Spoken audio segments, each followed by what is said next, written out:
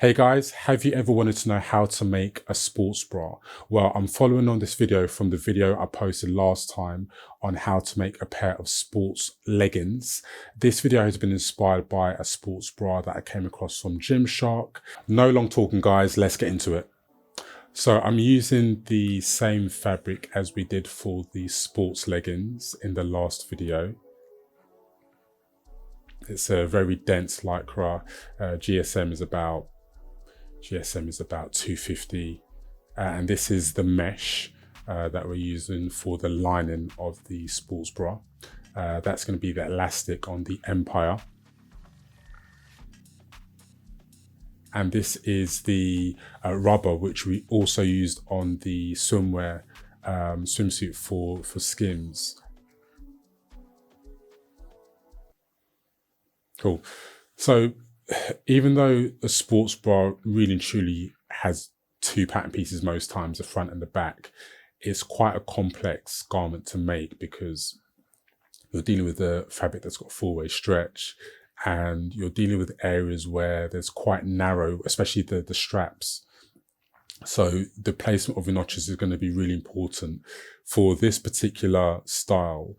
You see those little dots in the middle of that front piece there. That is where we're going to do a center stitch on the lining only, because we're going to create an opening for your gel cups, because, you know, some women like to have fillers in their sports bras. Obviously there's an aesthetic element, but I think there might be a functional element as well, where it compresses their bust a bit more if the sports bra doesn't already. And also, like, women don't always wear sports bras for its actual use. They'll wear it just for fashion purposes. So basically what I'm doing here, I'm cutting one layer of the main lycra and two layers of power mesh, because that's going to be the lining underneath the front.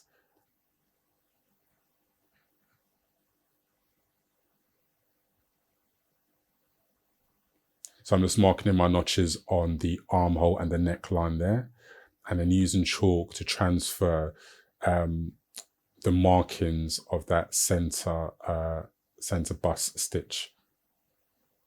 So yeah, it's nice and clean.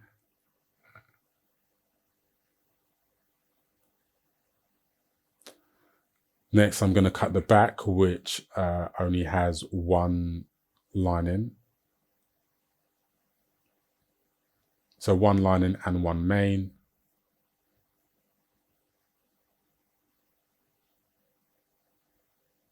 The thing is, when you're sewing lycras, you can technically arrange your pattern pieces upside down.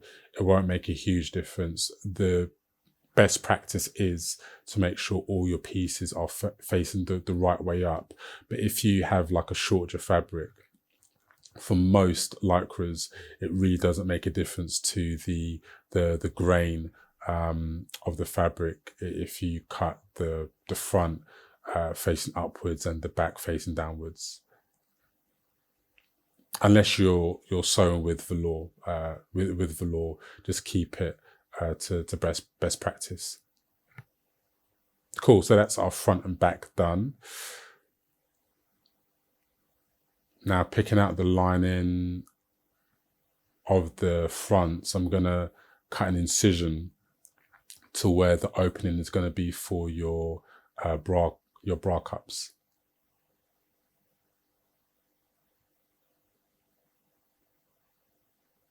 And it's a very, very small incision.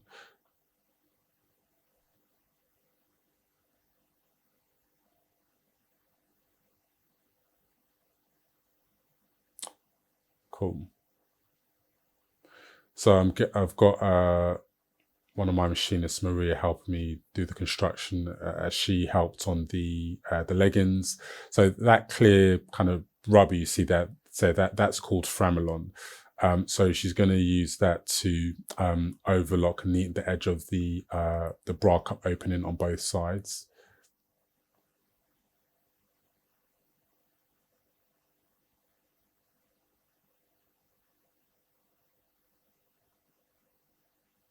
And then she's going to fold the Framelon overlocked edge inwards and top stitch it.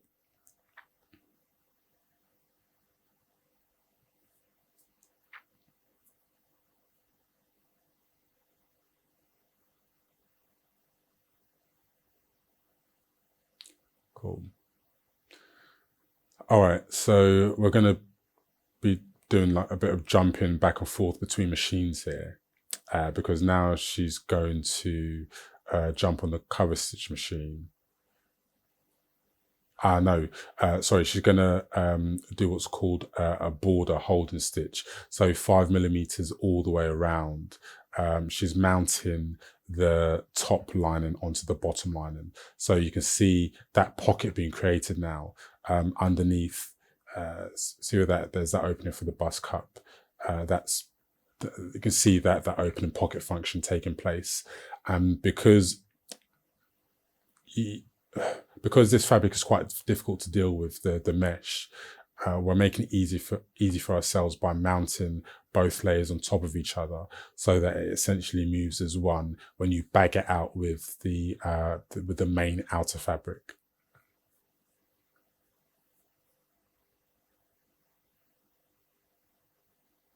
So for this one, you can use a big stitch like a number 4 or number 5. That should be more than sufficient.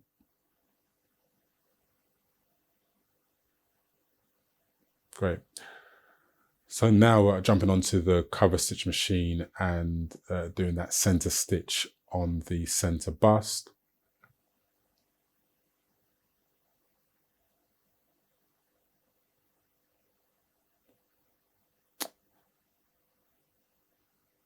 Then we are overlocking the front to the back, starting with the side seams, then the shoulders, and then the other side seam. Just to jump back a sec, where Maria did the center stitch on the front bust, the reason why you wouldn't do that on a straight stitch is that the stitch would crack.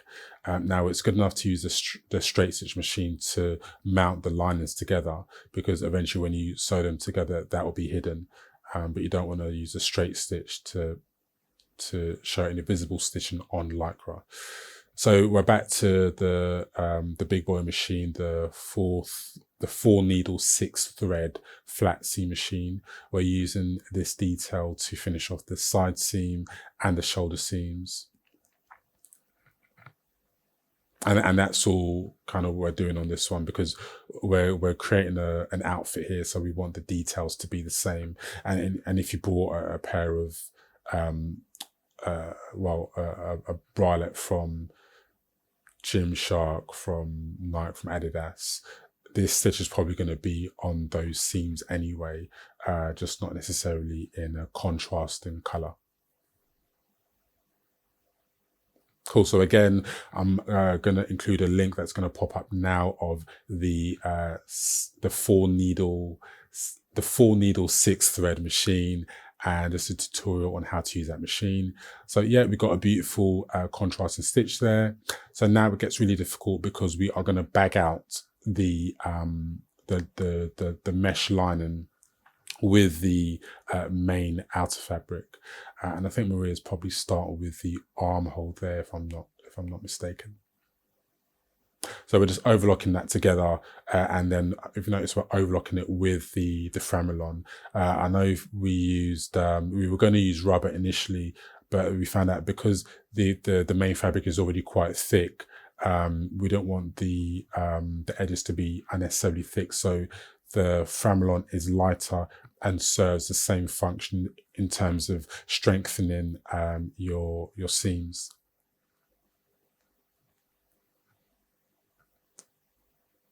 So be careful to ensure that you're matching notches, matching seam to seam, because that's going to give you a nice balanced, high quality finish when you turn everything the correct way.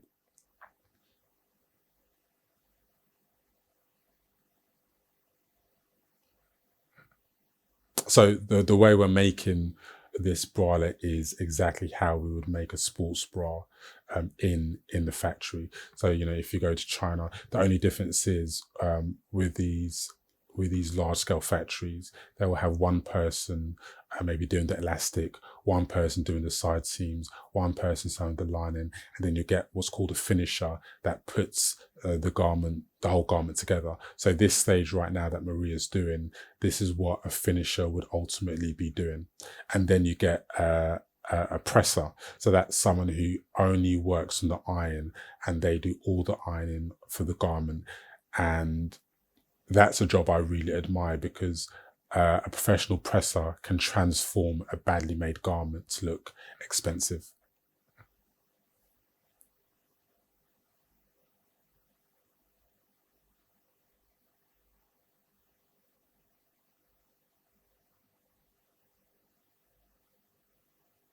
So this part is really tricky, because that's where Maria is sewing the shoulder strap, because this part is really narrow, and you don't want to, as you're overlocking, you don't want to have any part of the garment trapped into where you're overlocking.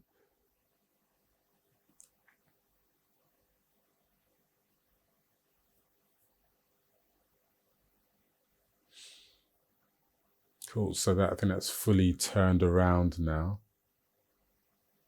Just one more side to do.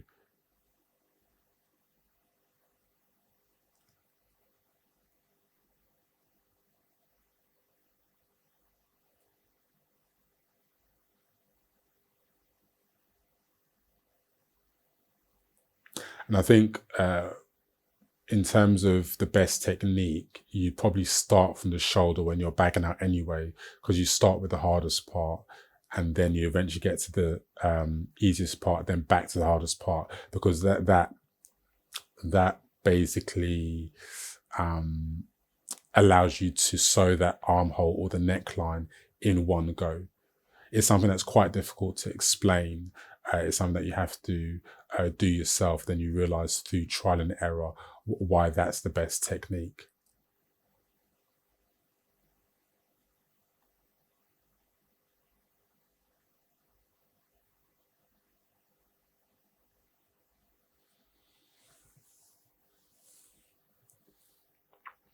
Cool. So we're on that home stretch now. Perfect. So that's all been bagged out. Before we do anything else, we want to give it a really proper press. A lot of steam, a lot of suction from the vacuum board. So this is the elastic that's gonna go on the hem, the empire hem of our sports bra. With certain sports bras, the elastic is visible, but for this one that we're doing, we're sandwiching it underneath and then folding the hem. I think Maria's just doing a holding stitch first, attaching the lining to the outer main part of the fabric.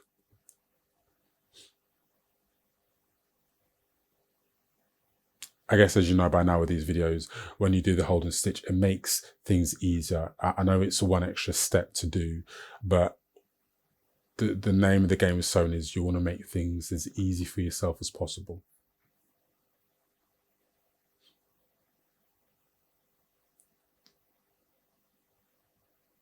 Nice. And so now we are overlocking the elastic onto the garment. And in terms of the elastic, the difference between the elastic measurement and the measurement of the hem is probably about anywhere between 3/4 or 2/3.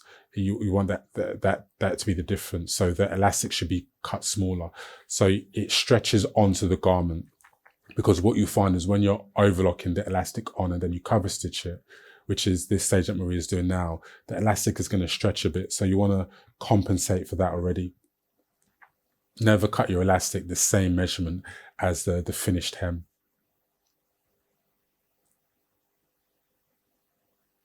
So this is our 3-needle cover stitch. This is a 3-needle 5-thread cover stitch function that we're doing now, where we've done a decorative stitch at the top and bottom, which is a function of most industrial cover stitches, I should say. So this is where we folded the hem, and it's just trapping that elastic underneath. So that's our finished product, looking really nice. See our lining on the back.